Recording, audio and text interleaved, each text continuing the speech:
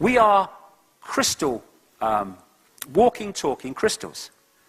And incidentally, the crystalline membrane and the outside of the cell has gates and channels which open according to electrical on-off charges, the binary system, because it works on the same computer system, or basically, and this is interesting too, because these gates and channels open to let in stuff that's good for the cells and shut out things that are bad for the cells.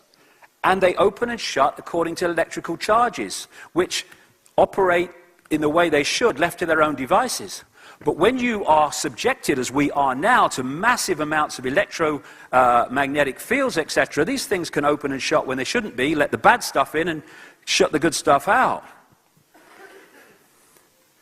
So we are crystals decoding, and the DNA itself is crystalline, and because of its very shape, is an antennae. This is an article about this I got off the internet. From the characteristic form of this giant molecule, a wound double helix, the DNA represents an ideal electromagnetic antennae. On one hand, it is elongated and thus a blade which can take up very well electrical pulses. On the other hand, seen from above, it has the form of a ring and is thus a very magnetical antennae. So we are receiver transmitters. This Don Juan, the shaman source of the Carlos Castaneda books, absolutely encapsulated the whole thing when he said, we are perceivers, we are awareness, we are not objects, we have no solidity, we are boundless, we, or rather our reason, mind, forget this, and thus we entrap the totality of ourselves in a vicious circle from which we rarely emerge in our lifetime. Receiver transmitters. And this is where this comes in. I'll get more into this in the second section. Manipulation by word, destabilization of the body, computer and transmitter receiver by the poison shite that they put in food and drink, through belief systems like religion, through misrepresentation of reality through education. They're all seeking, and this is when you get behind the people, behind the people, behind the people, into to those levels where they really know how this works. This is what they're targeting. They're targeting all the time our ability to decode reality in the full breadth, sharpness, and clarity that it should be, and put us in these vibrational boxes and eggshells, and therefore put us in this world of total bewilderment where we don't know what the hell's going on, who we are, or what the bloody game is. And so we're connected to this holographic internet. It's got kind of, wires here, but it's not like that. This reality, the one that we are decoding into this apparently physical world, has its mirror now in the wireless internet. If this theater has got the wireless internet, I can't see it. Where is it? Nowhere, apparently. But I could tune this computer to the internet, and out of nothingness, what we can't see, would come the World Wide Web on this screen. That's what we're doing.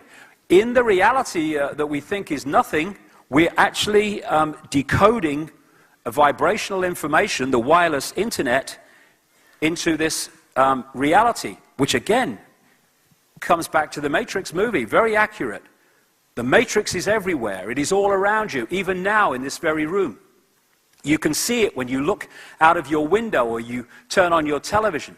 You can feel it when you go to work, when you go to church, when you pay your taxes. It is the world that has been pulled over your eyes to blind you from the truth. What truth? That you are a slave, Neo. Like everyone else, you were born into bondage, born into a prison you cannot smell, taste, or touch. A prison for your mind. Where does this universe exist in terms of its physicality? It exists in the wireless vibrational construct that our brains decode into this. And we can decode it in a way where we get to many, many levels of reality, or, this is the key of the manipulation, we can access only a fraction of it. And that's what they do in China. They firewall off the Chinese computer system so it can only access a limited part of the World Wide Web, and therefore not access what the authorities don't want them to understand. In so many ways, that's what is happening to us all the time. In the way that we are manipulated into the box of perception, it's firewalling us off from the information, knowledge, and understanding that is there if we were left to our natural state. We've gone from connection to all that is, and slowly but surely, the mind has been turned into the governor. Turned into the governor of our reality. And we've been put into bubbles. Operate within little bubbles, within big bubbles, but operating in a fraction of our true potential. And if that didn't happen, there would be no way in the world that the few could control the many and enslave billions of people as they do. So what is reality? It is the range of frequencies that we are decoding and how we are decoding them. I'll just tell you this story very quickly to kind of sum up everything I'm saying. In this book, The Holographic Universe by Michael Tolbert, he tells a story. It's a great book. He tells the story of something he experienced, where he's at a party which his father organized, and he had a stage hypnotist along. And he's getting them to do party tricks and all that stuff, getting them to eat a potato and think it's an apple. How does he do that? He implants the belief in the decoding system that it's an apple, and therefore the person eats a potato, but that electrical signal is decoded as an apple because that's what the decoding system has been manipulated to do. Now imagine that over the range of society in everyday life, because that's what's happening to us all the time. But he got this guy called Tom, who was at the party, and he sat him down, and he got him to do various things. And then towards the end, he said to him, when I bring you back to a waking state, you're not going to be able to see your daughter in the room.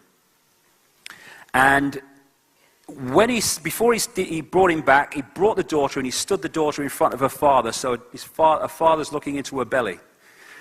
And then he brings him back, apparently to a waking state, and he says to him, can you see your daughter in the room, Tom? He's looking around. No, I can't see her. Not here. People are giggling. She's giggling. He can't hear them. Or hear her, anyway. And then the hypnotist went behind the daughter, and he put his hand in the small of her back, and he said, Tom, I'm holding something. What am I holding? Daughter's here, Tom's here. He looks at him bewildered because it's obvious. He says, you're holding a watch. He says, there's an inscription on the watch. Can you read it? He peered forward, read the inscription. His daughter's here. Now, if you explain that to people, explain that to a mainstream scientist. You say, impossible, stupid, crazy. No. The only place that his daughter existed in that physical form was in his head when it was decoded into that form. Before the decoding happens, she is just energy, an energetic form, consciousness in that way. And so if because the implanted belief was so well done that it affected his ability to decode that, and the brain didn't code that energy field, he didn't bring his daughter into the level that his eyes can perceive, what we call physical level. And so everything else in the room existed in the physical because he decoded that, but not the daughter. And because the daughter wasn't there, he could see what was behind her. And when you see the levels to which the mind can be manipulated, and you think that the people behind this conspiracy understand that, then you can see how easy it is as long as we don't understand this information. The world seems solid, seems very solid, but it can't be, because the world's made of atoms, and atoms have no solidity. As someone pointed out, if you take an atom to be the size of a cathedral, then the nucleus in the center of the atom would be the size of a 10-cent piece. The rest of it is empty space. How can empty space, just an energetic, non-solid thing, become the solid world? It can't be. And quantum physicists, how can that be? Atoms have no solidity, but the world's solid. How can it? It's just the decoding process. That's all it is. And that's what they miss. That it's in our heads. And the world, I'll finish on this bit, the world is a hologram, a gigantic hologram. That's what the universe is. And the